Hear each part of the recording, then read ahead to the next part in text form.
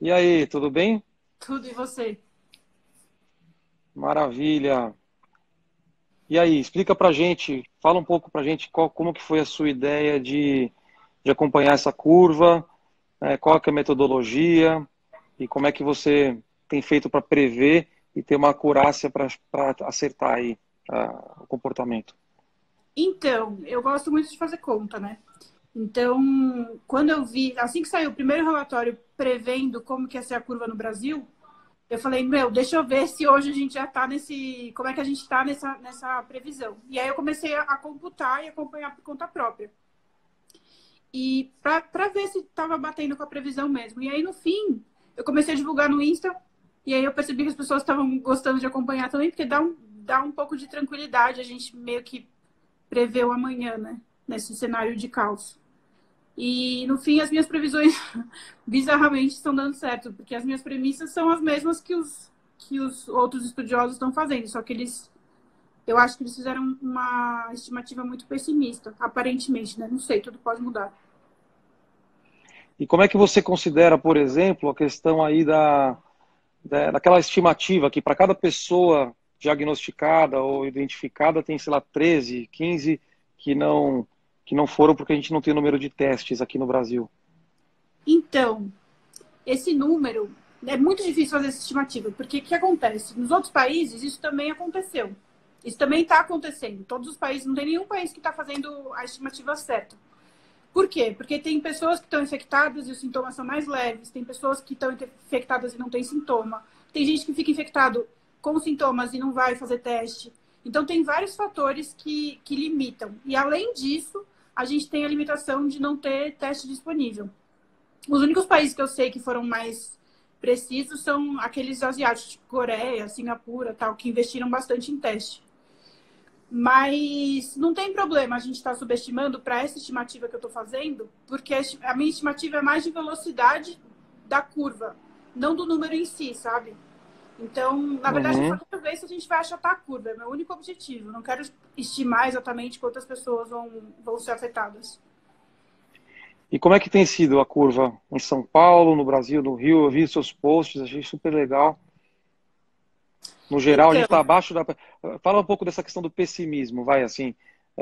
O Mandetta, por exemplo, falou que o pico da saturação ia ser final de abril e maio. E eu não sei, eu sinto que na cidade de São Paulo as medidas de restrição estão surtindo efeito, as pessoas estão ficando em casa, estão mais conscientes. Então, agora está tendo mesmo uma redução da propagação, não é isso? aparentemente, sim. As previsões pessimistas, na minha opinião, eram pessimistas demais. Assim, é aquilo que hoje alguém me mandou uma mensagem falando assim: eu tô gostando de seguir você porque você não tem a síndrome de vira-lata que brasileiro geralmente tem, né? Que vai para o pior cenário possível e não confia que a população vai aderir e tal. Eu não sei, talvez tenha lugares que de fato a população não está aderindo, mas aparentemente eu fico um pouco receosa de falar isso porque amanhã isso pode mudar, né? Mas até agora a gente está mais perto do cenário otimista, que chega no limite da nossa capacidade de hospitalar, do que nos outros cenários. Mas aos poucos a gente está se aproximando do cenário moderado. Vamos ver, eu não sei. Isso o Brasil, né? São Paulo não. São Paulo está bem comportado. Eu ouso dizer que São Paulo está abaixo, bem abaixo do esperado de infecções. Acho que São Paulo, o estado de São Paulo está mandando bem, aparentemente, né? A menos que esteja faltando dados para mim, mas aparentemente está indo bem. O Rio que está mais complicado. O Rio tá bem acima. Tá? O Rio está mais triste, porque o Rio, a infecção vai rodar bem rápido. É meio triste isso. E essa discussão aí, o Cris botou um comentário aqui entre salvar vidas ou salvar a economia. É possível salvar os dois? Você que é economista, que está vendo a curva aí. Meu, essa discussão tá rolando, né? A Thaís me perguntou isso hoje também. É, é assim, tem duas opções de fato de política, né? Existe, por exemplo, a Coreia do Sul e Singapura conseguiram conter o índice de fatalidade de uma maneira boa, quer dizer, em comparação ao resto, sem parar a economia. Eles continuaram, eles não fizeram quarentena, as coisas estão rolando ainda. Só que a diferença é que o sistema de saúde deles é muito mais eficiente que o nosso. De maneira geral, né? Cobrindo as áreas que estavam afetadas de verdade. O Brasil já é um país mais desigual. E aí pode até ser que em alguns lugares o sistema de saúde conseguisse cobrir. Mas provavelmente isso não seria para o Brasil inteiro. Então, eu acho que a gente não tem opção de não salvar a vida aqui no Brasil, entende? Porque se as pessoas morressem, a gente ia entrar em crise do mesmo jeito, sabe? Se a gente fosse para o pico da curva, tal, infectasse, se a gente comprasse a briga que a Coreia do Sul e Singapura compraram, a nossa economia ia mal do mesmo jeito, né? Porque, querendo ou não, as pessoas ficam doentes e o Estado tem que pagar a licença de quem está doente, tem alguns custos, assim...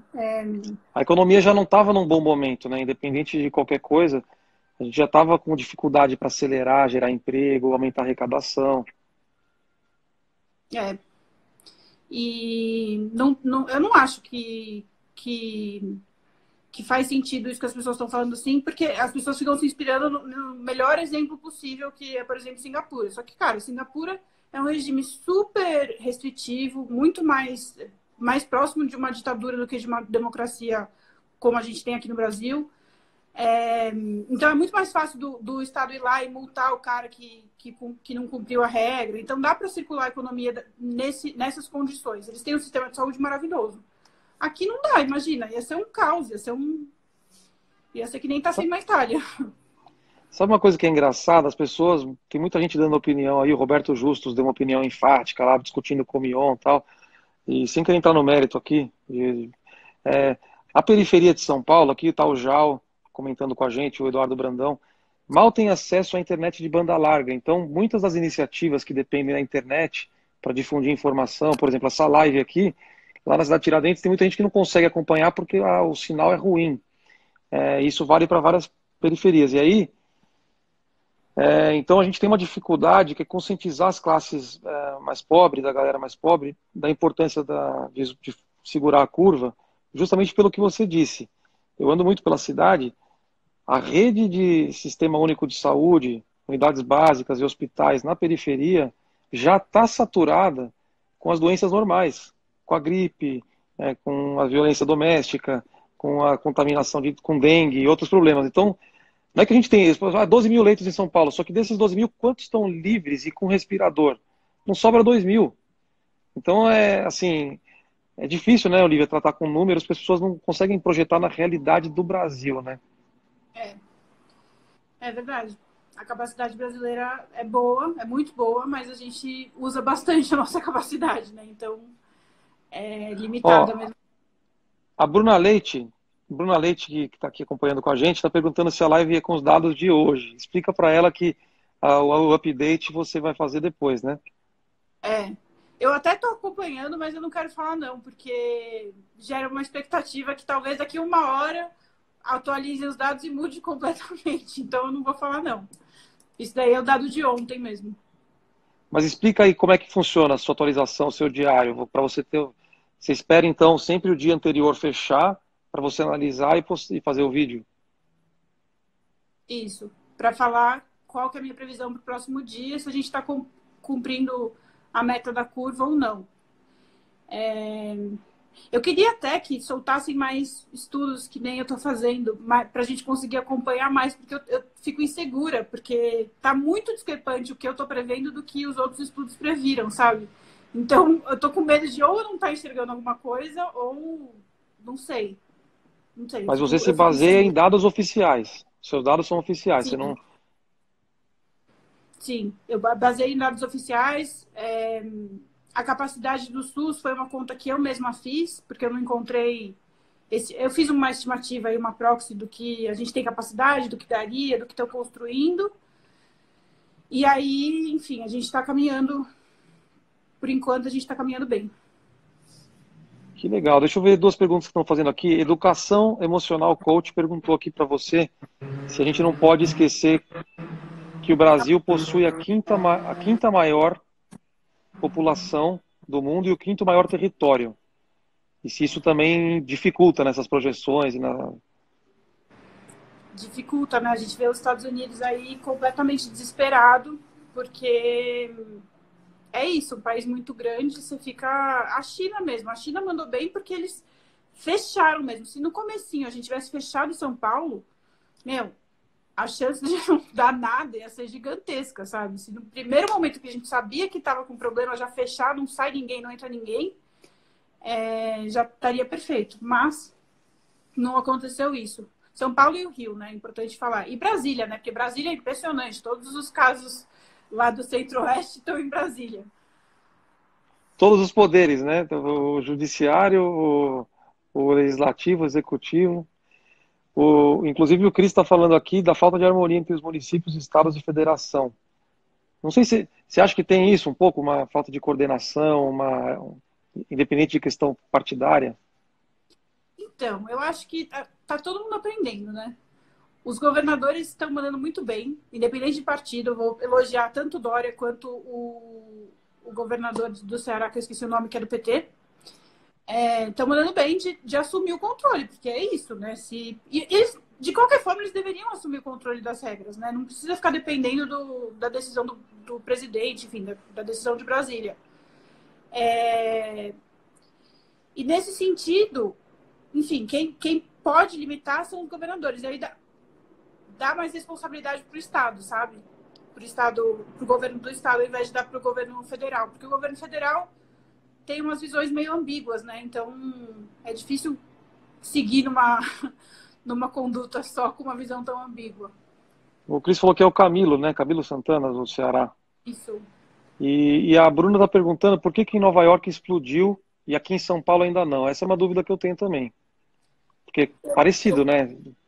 Eu tenho uma suspeita de que Nova York demorou mais. Aliás, os Estados Unidos está demorando muito para fazer o lockdown de verdade. Os meus amigos que estão lá, que eu acompanho, até ontem estavam saindo na rua normal, sabe? Demorou para eles realmente aderirem e ainda tenho dúvidas se eles estão de fato aderindo. E também tem o fato que eu acho que eles estão testando mais do que a gente, né? Então, o número deles é maior. A gente tem que ver a velocidade, enfim, não sei. Mas a minha suspeita é que eles demoraram mais para aderir mesmo. Mas é engraçado isso, porque mesmo que, tudo bem, o número de confirmados lá é muito maior, talvez mais próximo do que é o nosso real aqui, se multiplicar o que a gente tem vezes 10. Mas o número de mortes em Nova York cresceu demais. O número de mortes, então, de internados graves e óbitos, né? A menos que estejam omitindo dados aqui. Cara, é que o sistema de saúde americano é uma bosta. A gente reclama do nosso, mas o deles é muito pior.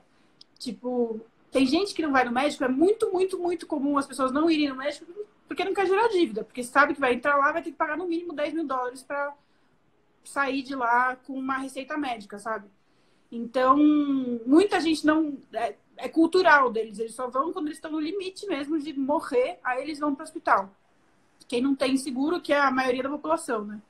Então, eu acho que isso afeta bastante e é meio injusto a gente se comparar com eles. Porque, embora eles tenham mais leitos, eles tenham mais estrutura, eles têm menos a cultura de usar o médico, de fazer a prevenção que a gente tem aqui no Brasil. Putz, muito bom. Isso é importante, que as pessoas não dá para comparar, né? São países diferentes.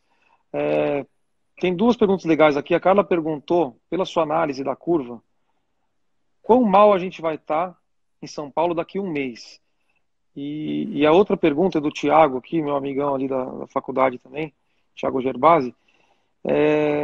Como fazer a previsão se os testes são apenas realizados em doentes graves e o vírus tem período de incubação? A gente não está lendo o jornal da semana passada. Qual foi a primeira pergunta mesmo? A primeira pergunta da Carla é, daqui a um mês, qual vai ser o cenário pela sua análise de curva? E a do Tiago, se a gente não está fazendo análise de uma semana atrás. Eu não tenho... Eu não tô olhando muito longe, porque eu olho só de semana em semana. Eu não arrisco. Qualquer previsão que você vir, mesmo a do governo federal, que arrisca falar daqui a um mês, é uma previsão, na minha opinião, bastante irresponsável, assim, porque é muita incerteza. Para a hora de fazer as estimativas, a gente coloca as nossas hipóteses. E aí vai umas hipóteses, a gente nunca passou por isso. Então, as nossas hipóteses são, tipo, quase que aleatórias, sabe? Então, é meio irresponsável prever um futuro muito distante. Eu sou otimista. Eu acho que a gente vai conseguir contornar a curva, mas daqui um mês a gente ainda vai estar sofrendo quarentena, enfim, a gente vai gastar um tempão remediando, mas que a gente vai conseguir abaixar. E a questão do atraso nos testes, se a gente está olhando para a semana passada, esse seria um problema que todo mundo está passando, todos os países, porque a incubação de fato demora, mas isso é igual em todos os países. Então, a gente está se comparando de igual para igual, não faz tanta diferença na conta. E sim, os dados são subestimados, todo mundo sabe disso, mas são subestimados em todos os países. Então, por diversos fatores, por motivos diferentes, seja porque não tem teste para fazer, seja porque a cultura da população não é fazer teste, seja o que for, todos os dados são subestimados. As estimativas da subestimação brasileira é que a gente está até mandando bem, tipo, em comparação a outros países, sabe? Que bom. O Brasil, eu digo que o Brasil é tão abençoado que, graças a Deus, não chegou o coronavírus na véspera do carnaval. Porque o primeiro caso aqui foi dia 26 de fevereiro, eu não lembro exatamente a data, confirmado, e foi um cara que veio de fora. Então, assim, se tivesse chegado aqui, a gente tivesse com contaminação comunitária na véspera do carnaval, o Brasil teria explodido no coronavírus num nível monstruoso e irremediável, né? A gente foi bem brincado mesmo. Ó, tem umas perguntas legais aqui, a Jumira aqui, nossa querida Juliana, está perguntando se a expectativa é que a gente está num caminho razoável para não acontecer como na Itália. Essa é uma pergunta boa.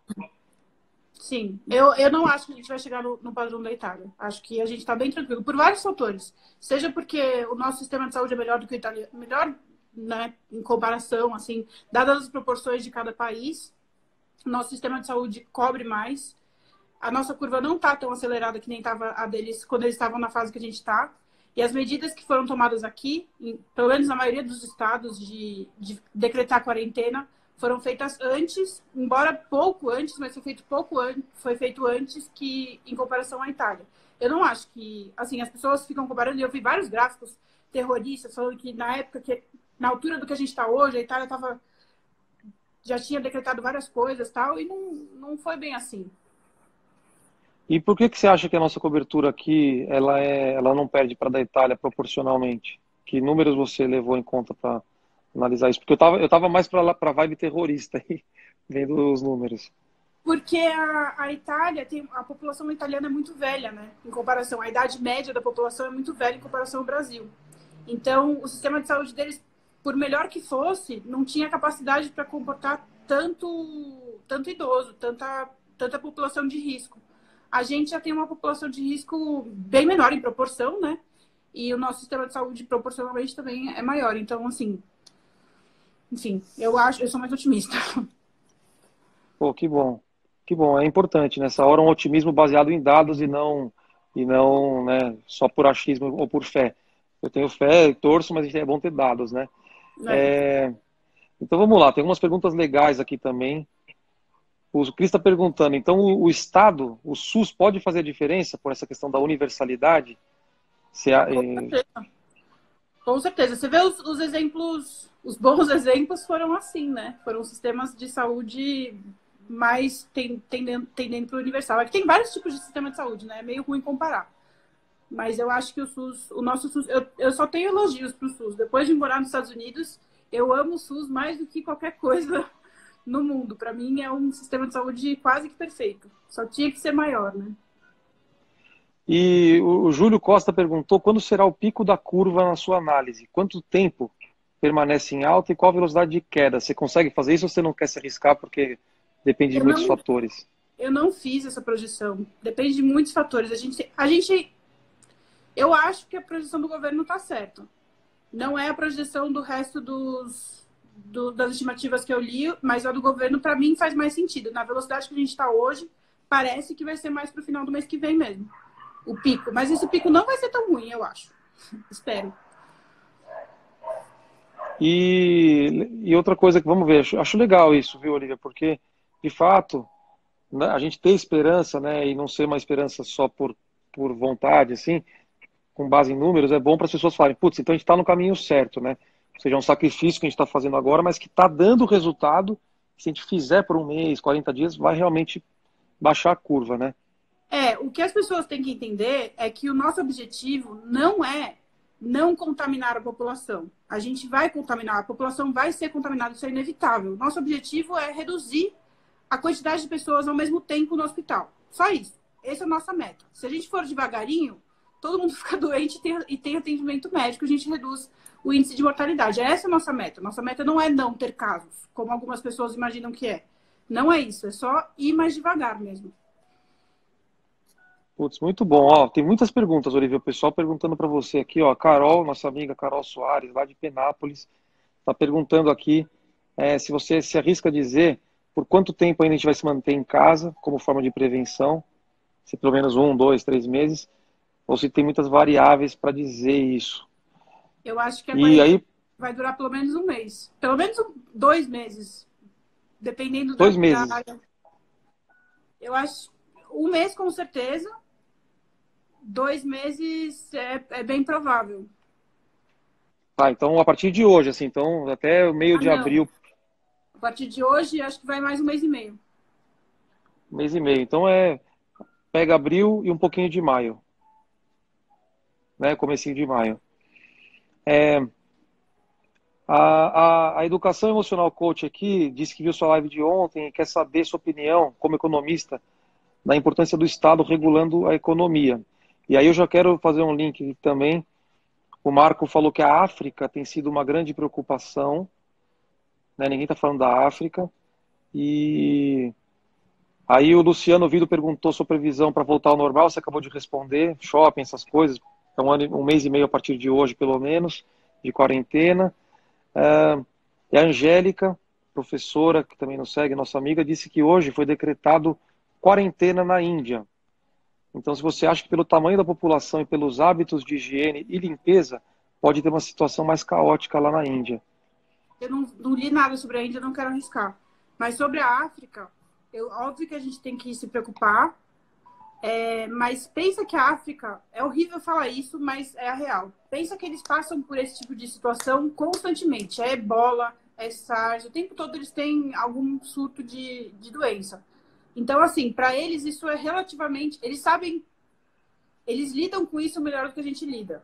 A população tem mais consciência de algumas coisas do que a gente tem. Então, eles têm mais experiência. Enfim, é óbvio que é preocupante, mas acho que é menos preocupante do que... Não vai acontecer o que aconteceu na Itália, por exemplo, entende? E tem um fator também que me disseram que o vírus ele fica entre 3 e 17 graus, né, a temperatura ideal para ele se propagar. Então, na África, pelo menos na África tropical, ela tem uma temperatura média mais alta. Então, a propagação do vírus não é tão simples, tão fácil. Não sei se é bobagem, eu vi isso numa postagem hoje, um print de jornal. Mas aí, a outra pergunta era a questão do Estado regular. Do Estado de Economia. Assim, em condição de crise, cara, não existe outra opção. Não existe. Não tem... Só o Estado é grande o suficiente para salvar tanto empresários quanto a população. Então, assim, não é nem questão ideológica. É um fato. Se qualquer liberal que falar que o Estado não deve participar dessa, pessoa é um genocida. Porque, a rigor, o mercado ele nem chega em vários dos locais. A economia de mercado, a gente está falando aqui de cidade de São Paulo, cidade de Tiradentes, só para dar um número aqui, não tem uma agência bancária lá. A pessoa, para ir ao banco, tem que ir para outro distrito.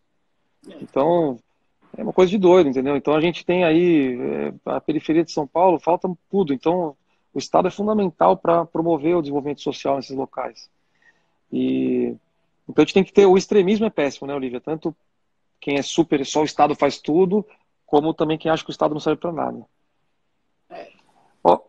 O Cris está perguntando por que a Alemanha tem um índice de morte tão baixo, mesmo tendo um índice de infectados relativamente alto. Tem várias hipóteses. Pode ser que ainda vai explodir o índice de fatalidade na Alemanha, é uma possibilidade. Eles têm um sistema hospitalar muito melhor que o resto da Europa, pelo menos muito melhor que o resto da Europa. E eles são muito, assim, culturalmente, eles são muito. Eles já passaram por tanta coisa que eles lidam com isso de uma maneira muito diferente do que a gente lida. A noção de solidariedade deles é outra, né? Então, provavelmente eles testaram os idosos antes, começaram a tratar os idosos antes, isso facilita a probabilidade de morte ser menor, né? Ó, tem umas perguntas legais aqui também. Ó, várias perguntas aqui, gente. A Olivia já respondeu, tá? A Lara tá perguntando quando que acha que volta ao normal. A Olivia disse que ela acha que pelo menos um mês e meio a partir de hoje a gente ainda vai ter as restrições para segurar a curva, pelo tamanho do Brasil e da cidade de São Paulo do Estado. Perguntaram aqui também sobre o Roberto Justus. Você acompanhou essa polêmica dele com o Marcos Mion? Não, eu li uma manchete de jornal, mas, gente, assim, sem Bobagem, comentários. né? Não vamos entrar nessa, né? Ainda bem que ele não tem poder nenhum para decidir nada. Então deixa ele lá falar a opinião dele, que não vai mudar absolutamente nada na nossa vida. Boa. O Sidney perguntou se os hospitais não construídos para a realização de uma Copa farão falta. Não E sei. aí? Ó, Provavelmente, né? o Devem estar Sidney, fazendo falta já antes da crise. eu Né? acho que faltam hospitais, faltam unidades de pronto atendimento e os que têm precisam ser bem cuidados. A gente maltrata muito a saúde, mas mesmo assim, conforme a Olivia falou, nos Estados Unidos, por exemplo, não tem saúde pública e as pessoas cuidam menos da saúde porque não tem dinheiro para investir nisso. É tudo privado. É, Bom, o Real Vilela perguntou qual seria a solução para uma quarentena total. Como assim? A solução econômica? Uma alternativa, né? O lockdown total, ele trava tudo, derruba demais a economia, gera desemprego, quebra empresas. Do Seria ponto de testar, vista, né? para evitar o lockdown, é isso? Seria a gente ter condição de testar todo mundo e quarentenizar só quem está contaminado. Exatamente. Foi o que os países mais bem-sucedidos fizeram. Só que é um gasto também, né? Não é tão tranquilo quanto parece. E sobre o João Dória anunciou aí que a partir de quarta, a partir de amanhã, a gente vai começar a fazer 2.000 testes por dia. Esse número é suficiente como política pública ou é pouco diante do universo de pessoas? Pô, me parece boa, não sei. Eu preciso fazer umas continhas aí, mas me parece satisfatório, sim. É que é complicado porque muita gente está relatando que vai para o hospital e é descartado, né? É mandado de volta para casa porque não está apresentando sintomas mais graves de problema respiratório. E eu acho que talvez com 2.000 a gente consiga chegar nas pessoas que têm outros sintomas. Então, é possível. Ó, a Bruna Leite perguntou aqui se ela disse que é legal esclarecer que a meta é diminuir a contaminação e não parar, né? Diminuir a velocidade. A população, de maneira geral, vai acabar sendo contaminada e vai ficar imune, mas aos poucos, é isso? É, exatamente isso. Porque a galera fica Quanto com a tempo? cabeça de que não pode pegar, não pode pegar. Pode pegar, só que não pode pegar todo mundo ao mesmo tempo. É só isso. E vamos ver. Bom, a Kátia está perguntando algo que você já respondeu também. Se você, como economista, acha que a catástrofe econômica vai ser maior do que a do coronavírus. É que uma coisa não se separa da outra, né? Não, acho que eu nem entendi essa pergunta. Eu não consigo distinguir quais são as alternativas aí. Tipo assim, o coronavírus, por si, se a gente não fizesse nada, ia causar mortes e prejuízo econômico. O lockdown e a coisa também, para preveni-lo ou para diminuir a sua curva, também causa prejuízo. Ah, Esse é o antagonismo que está na mesa. provavelmente seria menor a crise econômica. É bem provável. Só que é uma questão de valores, né? Como sociedade, que sociedade que você quer? Uma sociedade que prioriza o dinheiro ou uma sociedade que prioriza a vida? É uma escolha nossa, né? Então, ó, vamos ver aqui. O Jonas está falando que discorda da gente, mas eu não entendi o ponto dele, que a gente não está falando aqui. Ele falou, discorda que é bom não contaminar os outros, não que seja a solução. Eu não entendi, Jonas, tenta escrever numa mensagem só para a gente pegar o que você quis dizer. O Caio Amorim perguntou se a gente acha que a sociedade vai conseguir se manter todo esse tempo em quarentena. O que você acha, Olivia? A gente sobrevive Como à assim? quarentena?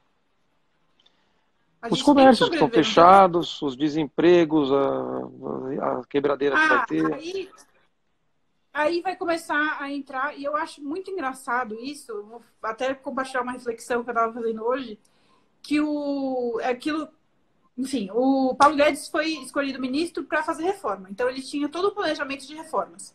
Aí chegou a crise e o cara está sendo obrigado a fazer o oposto do que ele se programou para fazer, que é medidas de intervenção na economia. E quais são essas medidas que ele vai ter que fazer? É até irônico, sabe? Um cara tão liberal, ele vai ter que fazer umas medidas do tipo desonerar empresa. Desonerar a empresa é realmente liberar os caras de... Não é só liberar os caras de pagarem empregado e tudo mais, mas também pagar os empregados. O Estado se responsabiliza pelos cargos da empresa. É o único jeito da empresa não quebrar. Então, é o oposto do que o Paulo Guedes e o Bolsonaro se propuseram a fazer, mas é inevitável, cara. Isso é verdade. Então, aqui em São Paulo, inclusive, a gente vai votar amanhã, meio-dia, virtualmente, uma lei que o prefeito mandou que permite que a gente desvincula as verbas dos fundos municipais, a receita de 2020, para destinar tudo para as políticas de reação ao coronavírus, seja para combate à doença, como medidas até anticíclicas aí, de sustentar alguns setores. Então, não tem jeito. Ou você faz isso ou vai quebrar. Né? É uma forma de... Não tem jeito. Inclusive, eu vou falar com 2 empresários essa semana aí sobre esse ponto. Tem muito banco que está... Olha que curioso. Um empresário, o Rodrigo Barros, que a gente vai conversar amanhã, falou que foi pedir linha de crédito para o banco para dar suporte para as franqueadas da franquia dele. E falou para eles manterem a folha de pagamento, fluxo de caixa, vai. Aí o banco disse, olha, a demanda por empréstimo aumentou muito, então as taxas subiram. Aí ele falou, pô, mas vocês tinham que nesse momento socorrer a gente, não querer faturar aqui na crise. Então, aí precisa de uma intervenção, talvez, do Pô, Banco a gente tem que Central. denunciar isso, cara. A gente tem que Tem que... denunciar, escancarar. Eu não sei nem se é legal fazer isso. Você sabe se é legal? Deve ter alguma medida de proteção. ou os bancos públicos oferecerem uma linha de crédito mais baixa para poder justamente, não é lógica de mercado, é lógica de socorro emergencial, né? Especialmente banco. A Bruna Leite disse que na Índia, quanto tempo a gente já está de live, Olivia? Só para eu ter uma ideia aí. Que você tem seu tempo também, sua agenda. 35 minutos. Tá, então vamos falar mais uns 5, porque é o tempo de live, mais ou menos, né? 40 minutos. A Bruna Leite falou que a Índia não estava comunicando a população. A classe rica se isolou nos condomínios e agora explodiu por lá. Eu não estou por dentro também. O Cartoleiro perguntou do Roberto Justus. A gente já falou que não vamos gastar nossa energia aqui falando, porque foi uma conversa interna deles também, né, num grupo de WhatsApp. Nem sei se, enfim, fora do contexto, só gerar polêmica. E a Cleusa Brandão falou também que o Brasil não está preparado, porque falta álcool em gel, máscara, EPI para os funcionários da saúde. Gente, pensa que esses problemas todos os países estão passando. Ninguém estava preparado para isso. Pensa nisso. Não é o fim do mundo a gente não estar preparado. Ninguém estava. E teve gente que conseguiu contornar a situação. Então, vamos focar no que a gente pode fazer para minimizar, ao invés de focar nos problemas que a gente tem e que todo mundo teve, sabe? Eu li uma notícia que Califórnia está faltando cama e colchão. Faltando cama e colchão para os acamados do coronavírus. Então, o Brasil está faltando máscara, luva e álcool gel. É óbvio que está faltando. Né? Então, eu gostei. É bom você fazer esse contraponto mesmo. Ó, o Real Vilela está falando para você comentar, Olivia, sobre o pico do Rio de Janeiro e as favelas. Ai, gente, isso daí me dá até arrepio. Porque o Rio de Janeiro vai ser desastroso mesmo. Porque eles, além de tudo, eles têm problema de saneamento, que é uma coisa super importante para conter essa crise, né? Eu realmente não sei o que vai acontecer com o Rio de Janeiro. Eu temo que a cidade do Rio de Janeiro sofra demais, assim. Eu não sei... não, eu sei também, parece que... Eu recebi umas mensagens falando que a Baixada Fluminense, enfim, não só a cidade do Rio de Janeiro, tem uma área grande aí que tá sofrendo. Mas os números, realmente, o último balanço que você fez, fala um Cara, os pouco da números curva. só pioram. O Rio de Janeiro só piora. É uma pena. Tá bem acima de São Paulo. O crescimento. Não, eu não sei, eu tenho que olhar. O crescimento do Rio não está acima de São Paulo, mas está acima da capacidade do Rio de Janeiro. Entendi, entendi. A população lá é menor, só que a capacidade de absorção de lá da rede de lá de saúde é menor também. Então, putz, é difícil, hein? A densidade demográfica é grande, né? Tem vários problemas. O Rio de Janeiro é para heróis. A Gabi Zaniboni está perguntando que, considerando que o vírus entrou no Brasil pela classe média e alta, como vai aumentar? Ah, já está indo, né, para o povão também, não está? Essa altura já Com está certeza. comunitário. Com Já teve certeza. caso nas periferias aí, cobrador de ônibus, motorista de ônibus, pegada doméstica, juventude, os pancadões estão continuando. Na periferia, a galera ainda tem gente que não está ainda levando a sério. Ó, a Lara está perguntando se a gente não acha que no inverno a pandemia tende a piorar, porque já aumenta naturalmente as doenças respiratórias. O que você acha? Eu acho que a gente tem que falar com alguém da saúde para saber disso. É possível. Tomara que a gente consiga diminuir a velocidade, porque, enfim, é a tendência a piorar mesmo, né? Só que o inverno, graças a Deus, está um pouquinho. O inverno, o ruim mesmo, o frio, está um pouquinho longe, né? Então, vamos torcer para a gente diminuir até chegar lá. E o que você acha que a gente pode passar por uma crise no fornecimento de alimentos? Ou a gente está seguro quanto a isso? Estamos seguros. Pelo Abastecimento. menos do que eu li de relatório das uniões, como é que chama? Os sindicatos de supermercado. Não é sindicato. Os grupos, né, de supermercados, eles estão falando que está tranquilo. Gente, a gente estava em crise, então, assim, o estoque deve estar alto, né? Não deve... Enfim, esse eu acho que não é um problema, não. Boa. Ó, o Marcos Paulo falou que na Alemanha tem uma quantidade maior de respiradores, é verdade. Só que São Paulo está já produzindo, o Brasil está produzindo, está investindo e a gente vai suprir. A Olivia tem considerado isso nas projeções dela, né, os leitos novos anunciados com respirador, né, Olivia? Exatamente. Caiu. Opa, caiu, tá bom, tá tudo bem aí. A Bruna Leite também agradeceu, disse que depois ela quer ver mais tarde, para a gente deixar salva a live. A Cláudia Miranda, nossa querida Cláudia, está aqui, falando que ela, como engenheira, acha que pode faltar alimentos. Talvez falte mesmo a chegada para a parcela mais pobre. Mas não é porque não tem produção, não tem a distribuição, o acesso. Isso pode acontecer. Aliás, já acontece, né? Já acontece em condições normais, né? Eu não sei. Eu Vamos ver se sei tem que mais eu li um algum. relatório dos supermercados e eles estavam bem tranquilos.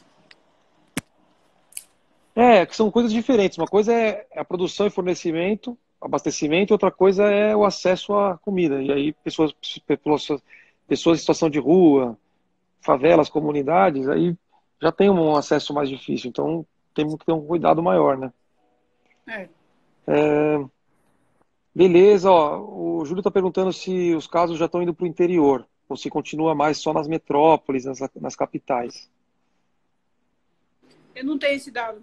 Eu não tenho dado municipal. Tá bom, a Magali mandou um abração para a gente, nossa amiga. A Carol perguntou sobre a postura do presidente menosprezando o problema. Antes de você responder, eu quero que você diga a postura do presidente, mas considerando que o ministro da Saúde, pelo menos, ele não está menosprezando. Se isso compensa ou não. É o seguinte, o presidente age para o eleitorado dele, né? Ele está sempre em campanha. Mas ele escolheu uma equipe técnica muito boa.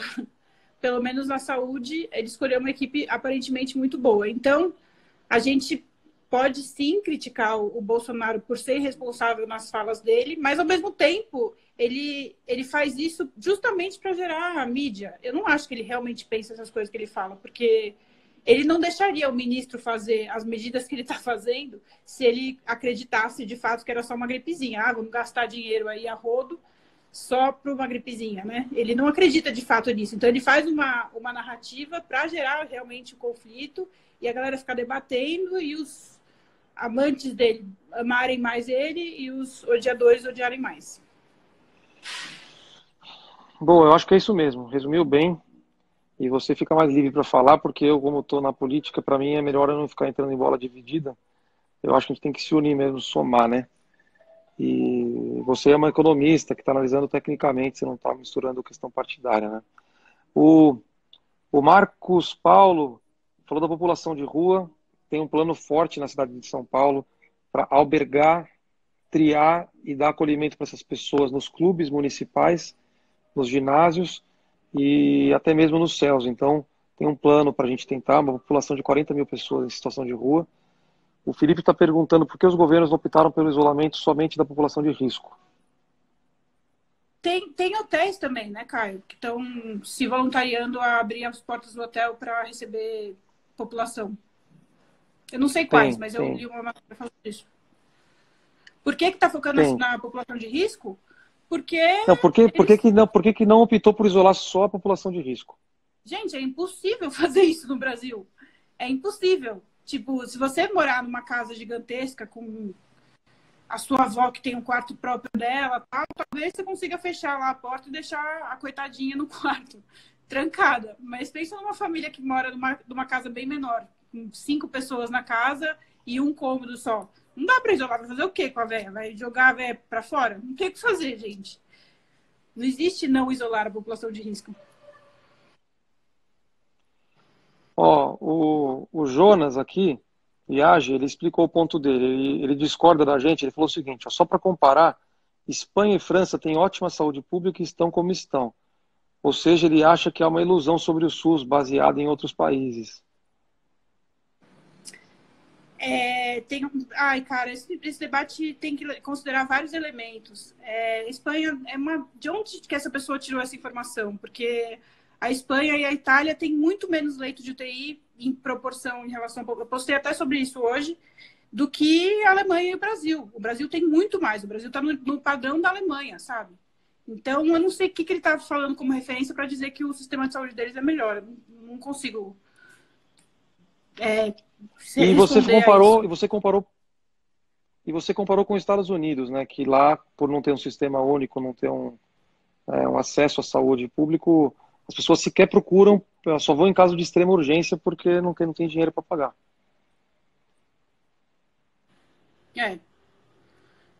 Eu comparei com todos os cenários possíveis, todas as políticas que foram tomadas.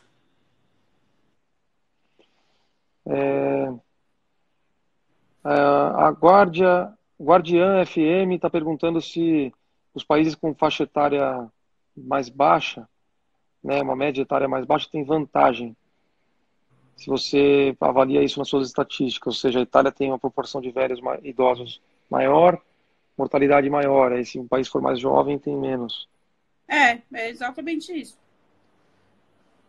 Mas isso também é relativo, né? Tem que olhar a capacidade do país, tem que olhar vários fatores, porque a Itália, de fato, tem deficiência para atender a demanda de a população mais velha.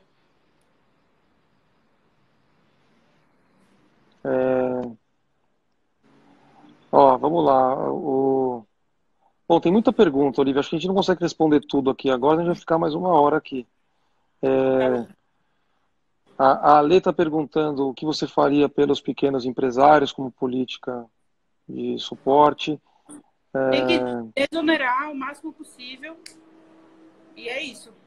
Tirar o máximo de gastos que os empresários têm. Esse é o papel do Estado. E pagar e cobrir, né, esses gastos. Então, o que isso significa? O Estado não só fornecer dinheiro para os empresários, mas, assim, pagar as contas que os empresários teriam que pagar. Porque se eles tiverem que pagar essas contas, eles vão quebrar. Isso é um fato, né? Sem gerar receita, não tem como. A Olivia Miranda, Virgínia, também querida, está falando que Reino Unido, Estados Unidos e Brasil vão destinar valores para os cidadãos, com diretrizes diferentes. Onde pega é o critério. O Brasil teria fundos para disponibilizar mais? Esse é um debate... Fundo tem, né? O problema é de onde vai tirar. E aí é uma questão política, né? Não é mais uma questão econômica. Boa. O Felipe disse que não tem dilema dinheiro-saúde, é uma opção de abraçar o menor dos problemas. Uma crise econômica ampla mata mais que o corona. Ah, que estudo que mostrou isso? Quais são as premissas? De onde a pessoa está tirando isso? Isso é uma afirmação, assim, solta, né? Essa é uma afirmação que eu entendo ela sair da boca do Roberto Justus, dos grandes acionistas de grandes empresas que veem números e planilhas. Quando a gente está lidando com vidas e com pessoas, em um país desigual e pobre como o Brasil, a gente tem que tentar reduzir o número de mortos, não importa se são 1.000, se são 15 mil. Isso é uma coisa que eu quero falar que as pessoas não estão levando em conta. A gente banaliza a vida no Brasil. A gente está acostumado aqui a ter 60 mil mortos por arma de fogo, não sei quantos mil mortos por atropelamento, acidente de trânsito, não sei quantos mil mortos por gripe, por doenças que já foram erradicadas no mundo e aqui ainda tem, violência doméstica e caramba quatro. Então a gente banaliza a morte. E aí quando a gente banaliza a morte, a gente começa a entrar numa lógica que nós, que somos povão, a gente não pode entrar em hipótese alguma. Exatamente. Porque esse vírus aí, essa epidemia, a hora que chega na nossa família, pode tirar um ente querido nosso, não importa se você é pobre, rico ou classe média. Na verdade, se você é classe média, você é pobre. Você é pobre, você não é Exatamente. rico. Então, rico mesmo, esse aí está protegido. Agora, o pobre, que inclui a classe média, está exposto. Gente, você perder um ente querido seu, você sabe a dor que é. Então, a vida tem valor acima de qualquer coisa. Qualquer Exatamente. coisa. Por isso que a gente não pode banalizar essa discussão. Me incomoda muito quando a gente fica falando como se fosse um papo de boteco. Ah, salvar vida, 15 mil mortes. Eu vou falar abertamente aqui. O Roberto Justus falou isso no grupo de WhatsApp dos amigos dele. Então, uma pena que vazou. Conversas privadas não tem que vazar. Mas, gente, vida é vida. Se a gente puder fazer um sacrifício para salvar vidas, evitar sofrimento da população, a gente tem que fazer. E a Olivia está dizendo aqui, o governo, os governos têm que se preparar para evitar a quebradeira, porque são 2, 3 meses no máximo de um sacrifício econômico que vai mudar o panorama total, mas que pode salvar vidas, poxa. Né? Se a gente não esperar isso, a gente fala 15 mil mortes, não importa? Como não importa? Não, e tem mais. A gente fala isso porque a gente nunca passou por guerra. Agora, vê se na Alemanha isso sequer é discutido. Não é discutido, porque eles já passaram por isso. Várias vezes eles sabem o valor de preservar a vida de 1 ou 10 milhões ou 1 milhão, sabe? Então, países que têm experiência de guerra, eles têm muito mais consciência e, enfim, às vezes não tem aptidão, não tem recursos, mas a consciência, esse discurso que a gente vê aqui, a gente não vai ver em outros lugares. Quer dizer, em outros lugares que já passaram por crises, né? Porque a crise a gente vai superar, gente. Não vai ser para sempre. A gente vai passar por um momento ruim e depois a gente volta ao normal. Não é o fim do mundo, sabe? É isso. Eu acho que, olha, foi um papo muito legal. Eu agradeço todo mundo que esteve na live, mesmo quem discorda de mim, da Olivia. É super legal esse contato, a gente trocar ideia, emitir opiniões. Quem quiser, quem é meu seguidor e ainda não segue a Olivia, sigam ela. Olivia Sensata, é isso, Olivia? Isso. Olivia Sensata, ela está fazendo um estudo super legal com uma metodologia que ela tem os parâmetros dela, se baseia em dados oficiais, e ela faz um diário da curva de evolução do coronavírus no estado de São Paulo, no Brasil e no Rio. Ela tem acompanhado esses 3 focos e é um trabalho de informação. E ela é otimista. Isso é importante. Pessoa otimista que se baseia em dados não para pregar o pânico e sim para dar esperança. Eu estou falando isso, viu, Olivia, porque eu entrei um pouco no. Eu tive pelas duas fases. Eu tive a fase que eu menosprezei, achei que era uma gripezinha e bobagem, e eu tive a fase do pânico. Fecha tudo, né? Porque eu fiquei desesperado. Agora que eu vi as imagens da Itália, eu chorei, me doeu o coração. Então, parabéns pelo seu trabalho aí, por ter um otimismo baseado em dados. E quem não segue a Olivia, siga ela, Olivia Sensata. O mesmo vale Quem para o Caio, viu, gente? Quem segue a Olivia e não me segue e quiser acompanhar o nosso trabalho, Caio Miranda Carneiro, segue a gente no Insta aí. Tem muita coisa legal escrita, gente. Agradeço mesmo todos vocês.